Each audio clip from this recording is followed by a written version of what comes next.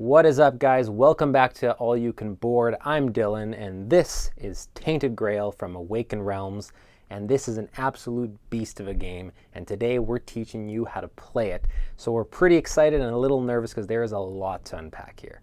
Tainted Grail is a campaign-style game for 1 to 4 players. It blends Arthurian legend with Celtic mythology. I don't want to get too much into the story, and I'll kind of just leave it there because even the stuff that happens right at the beginning I feel like is best experienced by you the first time you play rather than me explain too much of it to you.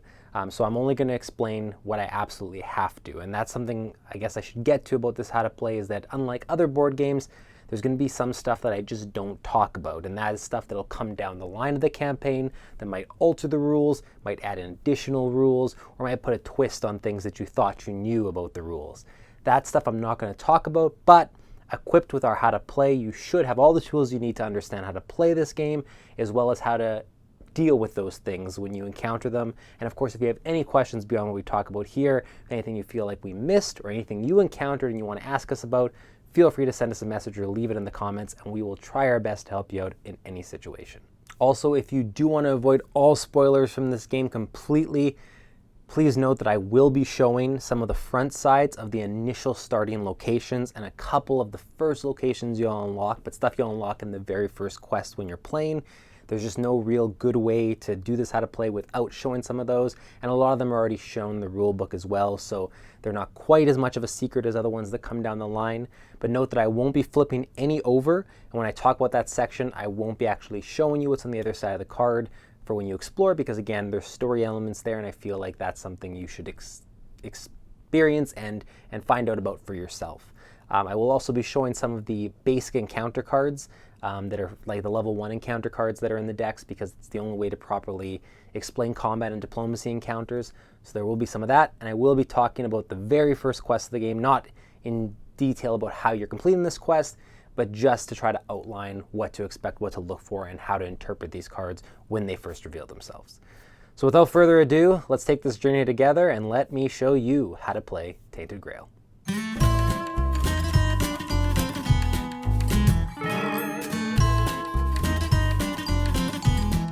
There are 2 elements you'll need to set up to play Tainted Grail: characters and the world. Let's start with character setup. To begin, choose the character you want to play as and take their cardboard tray and cardboard tile. To help you make your choice, look at the reverse side of the cardboard tile for information on the character, their style, and how they play. On the cardboard tray, look at the energy, health, and terror tracks on the right side, and look for the points on the track that contain 2 red chevrons, seen here. These are the spots you will mark as your starting energy, health, and terror. To do this, take 2 universal cubes and place them on the starting spot for energy and terror. Then take the T-shaped marker and place it on the starting spot for health. The health marker is shaped this way for 2 purposes. 1, your energy in this game may never be higher than your health, and this helps remind you of that. And 2, your terror can go higher than your health, however when it does, your character will now panic during encounters. This marker helps remind you of that as well. Now, flip the character's cardboard tile to the reverse side and look to the left to find the starting attributes of this character. Take the universal markers and place them in the slots designated by the tile to make your character's starting attributes. For instance, Bjor shows that he starts with 2 aggression, as seen by the 2 red cubes in this image. So I'll take 2 universal markers and place them in the aggression slots. Next, look to the bottom of this reverse side to find the starting resources for this character. Take a number of universal markers equal to what is listed here and place them in the designated spots on your cardboard tray. 3 food means I place 3 universal cubes in the food spot of the tray, for instance. Now, flip the cardboard tile over and place it into the spot on the cardboard tray with the setup information face down. Your tray is now set up.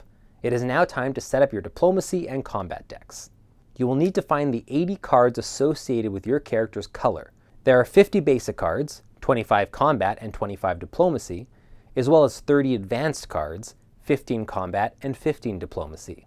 The 30 advanced cards will actually have your character's name on them along with their color and will be the easiest to locate. The other 50 cards will not have a name on them, but they will still be in your character's color.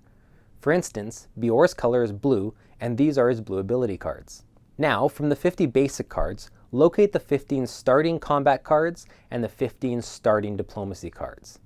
These will be indicated by a banner under the name. These 15 cards from both Combat and Diplomacy will form your 2 starting Combat and Diplomacy decks. Shuffle them separately and place the Combat deck to the left of your character tray and the Diplomacy deck to the right. Now, you should have 10 remaining Combat cards and 10 remaining Diplomacy cards from the 50 basic cards, as well as 15 Combat cards and 15 Diplomacy cards from the Advanced cards. Shuffle the Combat cards together and shuffle the Diplomacy cards together. These decks are your advancement decks. When you advance your character to gain new abilities, these are the decks you will draw from. Now, take an adventure map and the introductory letter associated with your character. Read the introductory letter and then set it aside. Your character is now ready to play. After all the players have done the setup with their characters, you may set up the world. Find the starting location from the location deck of Tarot-sized cards. This will be location 101, the Quinacht Farmhold. Place it in the middle of the playing area. Next, take one Menhir model of your choosing and place it on the starting location. Then take a dial and place it in the slot under the Menhir. Turn the slot to a certain number depending on how many players are playing. Turn it to 8 for 1 player, 7 for 2 players, 6 for 3 players, and 5 for 4 players. This indicates how many days until this particular Menhir goes dark and is removed from the map. Now we need to build out the starting locations of your map. This means connecting locations to location 101 on each side orthogonally but not diagonally. Look at section 101 to the top, right, bottom, and left, and you will see a number that indicates this connecting location. Find those locations and connect them. In this case, I will connect location 103 to the west, 102 to the north, 104 to the east, and 105 to the south. Next, we need to prepare the encounter decks. Locate the 120 encounter cards. There should be 30 in each color. There is also a starting encounter card for each pile used for tutorial purposes, but we won't be using those for this explanation. Separate all of these by color into 4 piles. There's no need to shuffle these yet, because when you begin a new chapter, the game will indicate which cards to include in each deck as part of that particular chapter. Once we have that information and have removed the necessary cards, we will shuffle these. Prepare the secret and item decks next. To prepare the items, simply shuffle all items together into one large stack. To prepare the secrets, it is recommended to order these from lowest to highest number for ease of retrieving them when the game instructs you to. Take a save sheet and have it next to you. You'll need to mark statuses on the back frequently, and when you're done playing, you'll need to use this to mark records of the state of the game for the next time you play. Distribute a help card to each player who wants one. Now we need to set up the first chapter. Find the chapter card labeled Chapter 1 and follow the instructions on the card starting on the front side of the card, then moving to the back side. This will tell you how to build your encounter decks and your event deck. Specifically, this will tell you which event cards to include in this chapter, and you will organize them from lowest to highest number. Take all the random events and shuffle them together, forming a deck to draw from. From time to time, you will be asked to place random events on top of the main event deck, and this is the deck you will draw from to do so. Just remember, when you're asked to flip over a card from the event deck, always do so from the main event deck, not this random one. Keep in mind that every chapter setup card in the future will have its own set of instructions and ask you to set up the event deck and the encounter decks differently before continuing on to that chapter. It's recommended that you choose someone at the table to be the Chronicler, which is basically like a game master. They'll handle all the upkeep tasks, they'll add new locations to the board, they'll read from the exploration journal, they'll break ties if necessary. It just helps the game go a little bit smoother, and you can rely on that person to handle all those things while you enjoy the game. And that's pretty much it. You are now ready to learn how to play Tainted Grail, The Fall of Avalon. Tainted Grail is played over a series of days, which you can consider as the rounds of this game. Each day is broken up into 3 phases: start of the day, during the day, and end of the day. When you finish the end of the day phase, you'll start the next day and go all the way back to the start of the day and redo the same sequence of events. Let's go over each phase of this round in detail so that you can better understand what is involved in each one. Let's begin with the start of the day phase. First, remove any Menhirs that have no dials on them. Next, remove any locations that are not within an active Menhir on the board anymore. Each location on the board must be touching a Menhir either orthogonally or diagonally. If a location on your current map is not touching a Menhir in this way, it needs to be removed from play now. If a character is present on a location removed this way, they suffer a loss of 2 health and gain 2 terror. Mark these on your player board. They are then moved to the nearest location card to them. If more than one location is the same distance away, go to the one with the lowest number. After this, reduce all dials on active menhirs on the map by 1. This involves turning the dial beneath the menhir to one number lower. If a dial cannot be reduced any further and is therefore removed, do not remove the menhir yet. Any menhir with no dial will be removed at the start of the next day. Next, reduce any time dials that are active on the table by one number. During the game, you will sometimes be asked to set up time dials by placing a time token on a dial pointed to a certain number. This will be to indicate that you have a certain amount of days to complete a task, for instance. This step involves reducing these active time dials by one number. If a dial cannot be reduced, it is removed instead. Next, remove any time tokens that may be on cards or elsewhere on the table that are not on dials. Location cards and other cards will sometimes ask you to place a time token on them to indicate that they cannot be used again until the following day, for instance. You can now remove these to indicate that they can be used again. Note that you will sometimes have quest tokens, the yellow ones, on dials or on locations. These are separate from time tokens and are not removed or reduced in this step. They are controlled by a different set of rules, usually indicated by quest cards. Next, reveal and ready a new event card. This means picking the top card from the main event deck, not the random one, flipping it over and reading the text. These will sometimes contain new quests and objectives, or new rules and things to consider for the day ahead. Leave this face up in an active quest spot on the table if they have a quest on them, so that everyone can see. Next, if you have any guardians on the map, you will move them now. We'll go over how guardians end up on the map a little later, but all you have to know is in this step they will move. To do this, roll the direction die for each guardian on the map. If you roll a side showing a direction, move the guardian in that direction. If you roll a blank face, do nothing.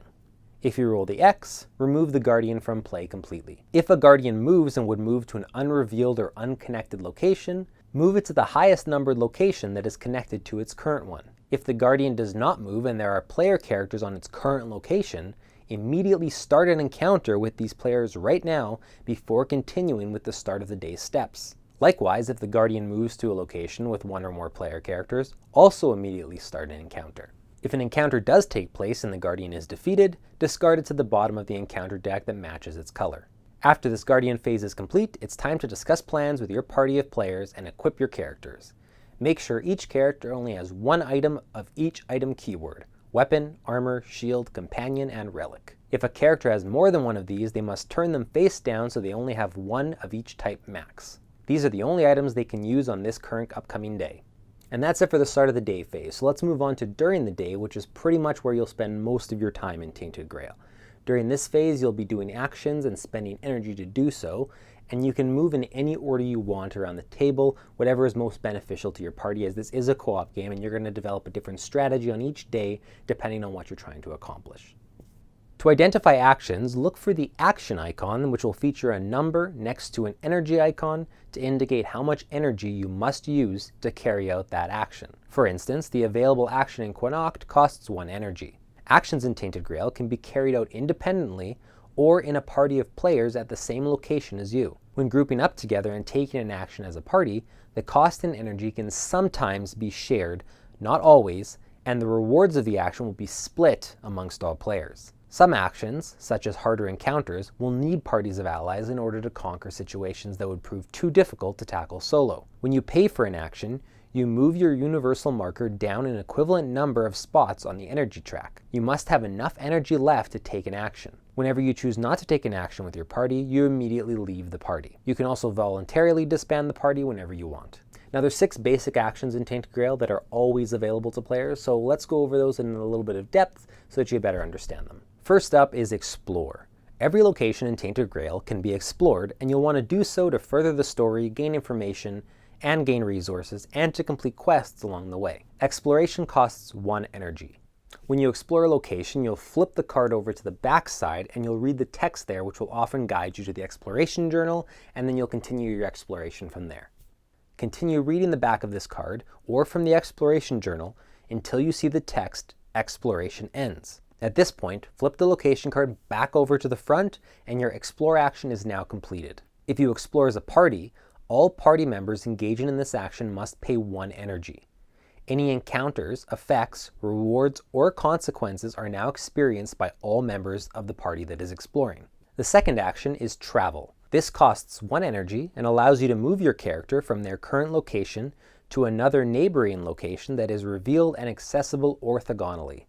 Note that if two locations are next to each other but not connected by direction keys indicated on the card here, that means you cannot travel between them and must find a different way to get there, usually a longer route. When you arrive in a new location, you will always carry out these two steps. Reveal any further location cards that are touching a currently active menhir in any direction and are connected to the location you just traveled to.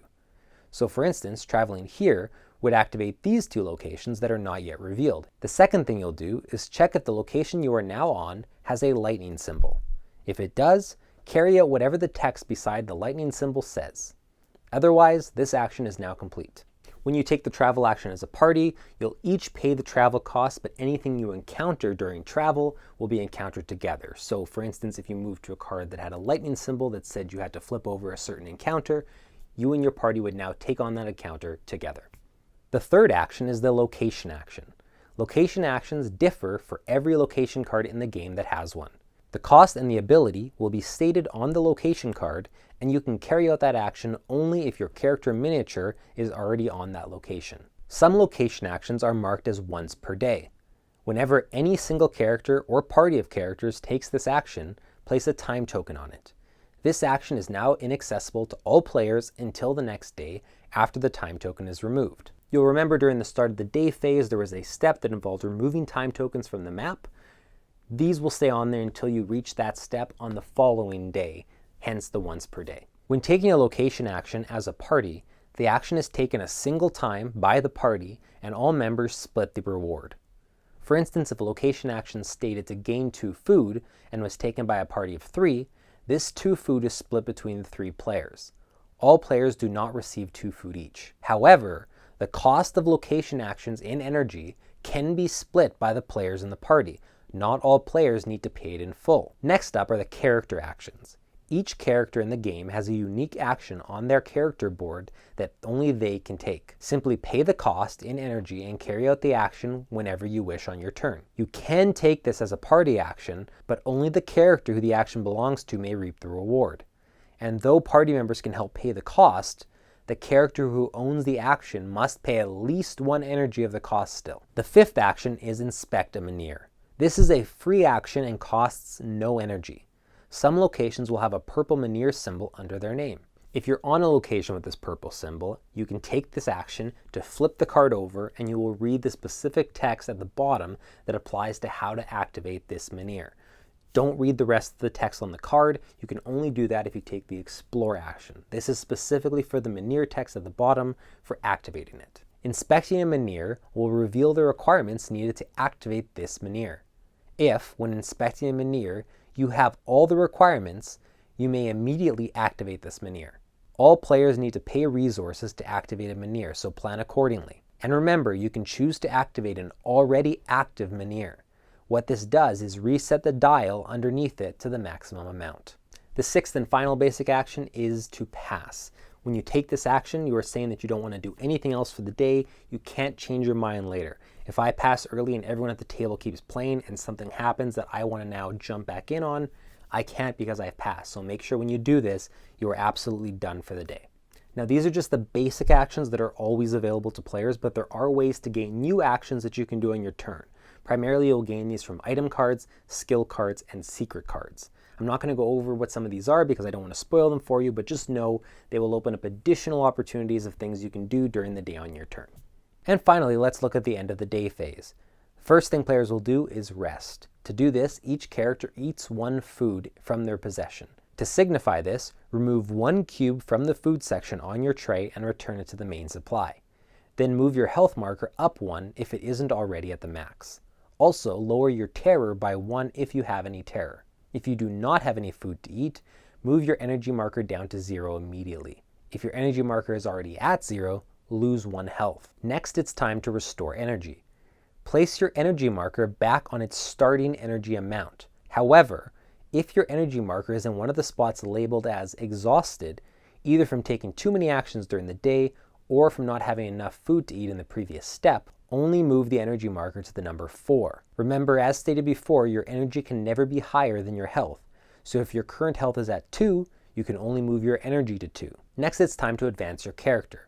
If you have collected any experience that you would like to spend, you do so now in preparation for the next day. This could be in the form of raising your attributes, gaining new skills, or adding new cards to your combat and diplomacy decks. We'll go over how to do these things in a little bit. Next, modify your combat and diplomacy decks if you'd like to. Each deck must have a minimum of 15 cards, but beyond that, you may remove and add cards you've collected however you wish, depending on your playstyle. Finally, it's time to dream. Look at the location card that each player is on.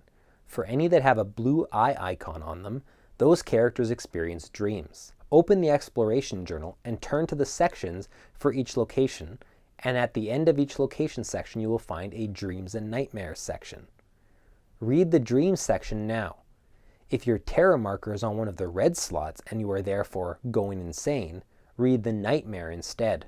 After this, return to the start of the day phase and redo this entire process again. Now that's it for the entire day of Tainted Grail, but there's some other rules and specifics I'd like to dive into, so let's do that now. On your health and terror tracks, you'll notice sections that are in red. If your marker ever reaches 0 on the health track, you are dying and need to take a You Are Dying card and follow the instructions on the back. If your terror ever is high enough to enter the red, you must take a You Are Going Insane card and also follow the instructions on the back of this card. You have 5 resources on your player board: food, wealth, reputation, experience, and magic. Food is consumed at the end of each day to stave off starvation and refill your energy and some health. Wealth is used to buy items and equipment. Note that food and wealth can both be traded freely by players that are in a party together. This doesn't cost an action and you can exchange them however you like. Reputation will come into play during certain encounters or parts of the story depending on how much or how little you have. Magic is often used to activate Manir, and it is also used in combat. Finally, experience is what you'll use to advance your character. Speaking of which, let's talk about that now because it's a pretty big part of the game. Remember that you can only advance your character during the end of the day phase, and there are 3 different ways that you can advance them. Firstly, you may spend 2 experience to take 3 cards from the top of either your combat or diplomacy advancement decks. Pick one of the 3 to keep, return the others to their advancement decks, and shuffle them. This new card is now available for you to place into your regular combat or diplomacy deck for future encounters. Secondly, you can choose to advance your attributes. Look at your player board and notice how there are 3 rows of 2 skills across it: aggression and empathy at the top, courage and caution in the middle, and practicality and spirituality at the bottom. Whenever you want to add an attribute point to any of these 6 attributes, add up all cubes you currently have in the row that the attribute you want to upgrade is in. You will pay a higher amount of experience depending on how many cubes are there. For instance, to upgrade empathy in this top row, I add up the current amount of cubes in the row, 2 in aggression and 0 in empathy for 2 total. I refer to the book, which states that to place a 3rd cube in a given row, it costs 6 experience. So that's how much I pay. The cost of advancing attributes will change depending on how many cubes are in each row. You can advance an attribute beyond the max of 2 that it shows on your player board. This just will not involve adding any more cubes. Rather, you will apply the same logic as we stated before, as if you were buying a 3rd cube for that attribute. However, instead of adding it, you may take the deck of 72 skills and find all the ones that match the attribute symbol that you're buying a skill for. Now choose whichever one you want. Just remember they're double-sided and you can only choose a single side. Also remember, you're taking this skill away from other players, so try to work together as a group and see which skills will benefit which members of your party the best. Now place this skill next to the attribute you purchased it for. You now have this skill and its ability. The back side of the save sheet is used to mark statuses that your party will gain during the game. Whenever the journal or a card tells you to gain a status, mark it off on the back of your save sheet. This will affect how the story and encounters play out for you going forward, making your particular game unique. Secrets are story-related numbered cards that I won't reveal here. However, they can be all kinds of different things. Whenever you are asked to discard or lose an item, you can never lose a secret. You can also freely trade secrets with party members, much like food and wealth, with the only exception being if a secret card is listed as being personal. Those ones cannot be traded. The encounter decks that I mentioned previously are separated by color. The green deck is mostly wild animals and beasts and will mainly reward you with food for defeating them. The gray deck is mostly humans, things like brigands, knights, and other people. Many of these grant items for defeating them. The blue deck is full of diplomacy encounters and mostly used when you enter an unfriendly settlement. And finally, the purple deck is full of supernatural threats and tough enemies. Remember that you'll be asked to arrange these decks differently during each chapter's setup card. This makes each chapter feel unique, as there will be different threats and different enemies that you will encounter. Whenever you are asked to encounter one of these decks, flip over the top card and encounter it immediately. This is the perfect time to jump into combat and diplomacy encounters and explain how those work. Let's start with combat. Combat encounters are turn-based and involve each player involved in the combat playing a card to the same sequence of cards on the table, creating a line of cards. When you play a card, you will be lining it up so these attribute keys connect, and then you'll be resolving each attribute key that connected and that you meet the attribute requirement for, as well as resolving the card's unique ability. The bottom key on a card is the free key, and it always connects when placing a new card in the sequence. The other attribute keys may not always connect, but when they do, you will check to see how many symbols are shown in the connection. See if you have that many cubes of that particular attribute on your character board. If you do, you gain the bonus listed in that link. Let's go over the sequence of events in a combat turn just in a little bit more detail to help you understand it a little bit better. When a combat encounter starts, the first thing that you will do is have each party member in the combat draw cards. You'll draw 3 cards for 1 to 3 player characters in combat, and 2 cards if there are 4 characters in combat. If you want to mulligan, discard all your cards and draw a new hand of 1 less. You can do this until you have a single card in your hand if you wish. Now it's time to pick the active character. Select one party member of your choosing to begin. They are now the active character. Place a time token on their character tray to indicate that they are active, and after this turn, they will not take a turn until each party member has. Next, remove time tokens from combat cards that had been played previously and had delayed abilities. Delayed abilities are indicated by this symbol. When you play a card with this symbol, place a time token on it. Think of this as a delay to the ability. It will be removed and the ability will take effect during the next start of combat phase when you reach the step we're currently on, where you remove time tokens from delayed abilities. These abilities trigger a single time. Next, it's time to play cards. Choose a card from your hand and play it to the sequence, linking it with the enemy card or whatever the last card in the sequence currently is. The first card you play on your turn can be played freely, any card you wish. However, if you wish to play any further cards on your turn, you must play a card that has one of these yellow lightning bolt card symbols on it and link that symbol with an attribute key successfully. If you cannot do so, you can play no further cards. When you play a card, immediately check any attribute keys you connected and collect their bonuses. If you connect the blue magic key, you do not receive the bonus automatically and must choose whether to spend 1 magic point to gain the bonus. This is optional. You can choose not to spend the magic and forego the bonus. This only applies for the blue magic key. Check the bottom free key and collect that bonus if there is one. And then finally, resolve the card text ability. Here are the possible bonuses you can gain from an attribute link. Red cubes are how you damage the enemy.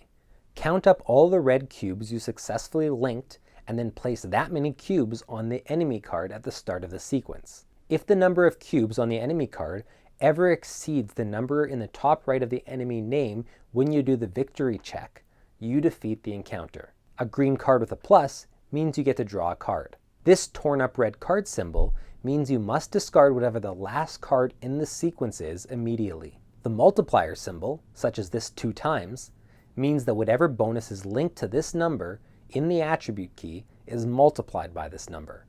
For instance, for this link, I would place 2 cubes on the enemy card instead of 1. An X symbol means that whatever bonus is connected to this X is voided. You do not gain that bonus. And finally, as we discussed previously, the yellow lightning bolt is used to play additional cards beyond the first on your turn. To play more than 1 card, further cards must have this symbol on them and be successfully linked upon placement. Note that when you play a new card in the sequence, it will usually cover up the ability of the previous card in the line. If you cover up a card with an active ability or with a delayed ability that has a time token on it, you immediately negate that ability and remove any tokens from the card, rendering it obsolete. Some cards are called passive combat cards and have their attribute keys on the far right. These cards are not covered up when you play a new card, and thus their ability stays active. After playing all of your cards, check for an opportunity attack from the enemy. This only happens if you are unable to play any cards. Enemies have unique opportunity abilities listed on their card. Whatever it is, apply it now if necessary. Finally, perform a victory check. Check to see if the number of cubes on the enemy card exceeds the number atop their card. If it does, you win. Immediately end the encounter, gain any reward and loot, and place the encounter on the bottom of the deck. The next stage is the enemy attack. Look at the enemy card for a chart that lists different attacks. There are numbers beside these attacks. Depending how many cubes are on the enemy, it will perform different attacks. For example, let's look at the Trapdoor Hunter. If it has 0 to 1 cubes on it, it will deal 2 damage to the active player. If it has 2 to 4 cubes on it, it will deal 1 damage, but also remove a cube from it, almost as if it were healing.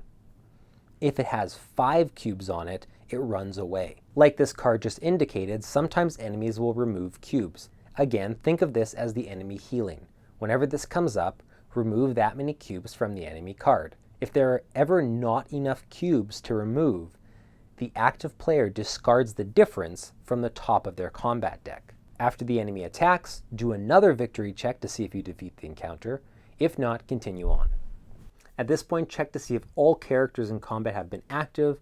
If not, go back to the beginning and do this for a new character, choosing a new active player. Once all players who are in combat have been active, go to the end step. This step involves all players discarding down to 3 cards in their hand. Then all players draw 1 card. Next, remove all time tokens from the player boards. Everyone can be active again. Start back at phase 1 and do it all over again. Some things to note about combat. 1, you can escape whenever you want. It costs 1 energy to do so, and you have to take the enemy's opportunity attack. So keep that in mind.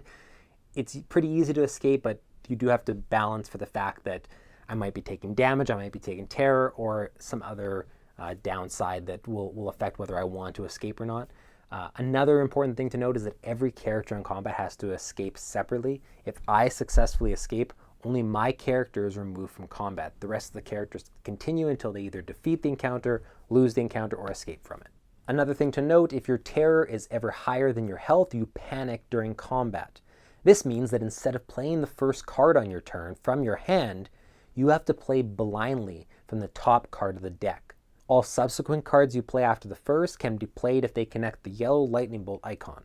Also, you do not draw a new card during the end turn phase if you're panicking. If you ever cannot draw because your deck is empty, you must immediately flee and take an opportunity attack. Think of your deck as a timer for combat in this way. If your health ever drops to 0, your character is immediately removed from combat and you gain a You Are Dying card. When you are dying, follow the steps on the back of the You Are Dying card. Put a dial with a time token next to your model and set it to 3. Reduce this dial at the start of the next day. If it reaches 0, you die. If all characters die, there is a section of the exploration journal that you can read to reset your game back to the start of the previous chapter. If you ever have to discard from an empty hand, discard from the top of your deck instead. And finally, enemies will have encounter traits listed on their cards sometimes, such as ambush, rush, defensive, rage, slow, and many more. If you see one of these traits, refer to the help card and read the info there to find out about this enemy's special trait. Speaking of which, an enemy that is not defeated with the Guardian trait will be added to the map and follow the Guardian rules that we talked about earlier. Whew, and that's it for combat. I know it might seem a little complicated, but trust me, once you start doing it and getting a couple encounters under your belt, it starts to make a lot more sense and the strategy really starts to come through, and hopefully this little tutorial helped you with that and will help you along your way in playing Tainted Grail encounters. Next, let's look at diplomacy encounters, which are very much the same as combat in some ways and different in other. The foundation of diplomacy encounters is the exact same as combat. You will connect keys the same way, you will apply bonuses, you will use card abilities. The difference is, instead of trying to expend an enemy's health, you will instead be trying to push a marker up something called an affinity track, while your opponent tries to push it down. You will do this by linking up bonus keys that either have up arrows or this affinity symbol. When you connect this affinity symbol, you will refer to the diplomacy encounter card and see what it triggers. Normally this will show a certain attribute symbol with an up arrow. This means that if you connected a key of that particular attribute and it had the affinity symbol in the connection, you may move the marker up a space. Once your marker reaches the top space, when you do an affinity check, which is the diplomacy version of a victory check, you will win the encounter or move to the next stage of the encounter if it has multiple stages. Likewise, if your marker is on the lowest spot when you do an affinity check, you will lose the encounter. Let's talk about multiple stages for a moment. Some encounter cards will have more than one stage listed on them. What this means is that you must move the affinity marker to the top and win once in order to reset the affinity marker back to the gray space and move to stage 2, which will have its own diplomacy table and player and enemy effects. Once all stages are completed on a diplomacy encounter, only then will you win the encounter. Enemy responses for diplomacy encounters will generally be 1 or 2 down arrows indicating that you'll move the marker down that many spots. And pretty much everything else in terms of diplomacy encounters are pretty much exactly like combat encounters. Like I said, the foundation is pretty much the same. It's just instead of trying to kill an enemy, you're just doing this tug of war on the affinity track until you manage to push to the top or until your opponent manages to push it to the bottom.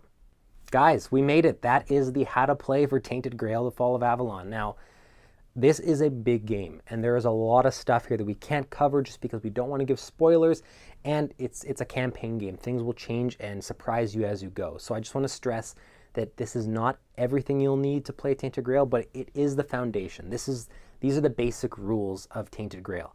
With these in your arsenal, you should be ready to take on anything that might come your way. You just have to be prepared for the fact that there might be things that change a rule for a day, or alter the rules in a chapter, or add in different twists. I can't cover those all here, but by all means, if you run into anything that you're confused about, reach out to us and we'd be more than happy to help you out and try to get you through those tough situations. I just don't want to go over them here and spoil it for players who haven't yet encountered them. Guys, thank you so much for coming by and checking out this video. This was a labor of love. We love this game, but it is a big one to try and break down for people. If we missed anything, let us know. We will add it in the annotations. We will correct it in some way. We'll try to help you out as best we can. Hopefully this helped you. These are the type of things I needed to start looking up when I was first starting to play this game. This is a big one, and there's a lot of things that can sometimes seem vague or not be completely clear just with it being such a big undertaking for a group to play. So that being said, it is a phenomenal game. Don't let the barrier to entry there scare you. Like any campaign game, there's so much to love here, and it's perfect for that group setting. If you like this video, let us know. Leave us a like, subscribe to our YouTube channel, leave us a comment. Otherwise, go to allyoucanboard.com, check out the rest of our content. There might be some other stuff there you might want to check out. Our YouTube channel has a whole bunch of other board gaming videos, reviews, and how to plays. We'd love for you to check those out as well. Otherwise, thank you so much for watching, and we will see you in the next one.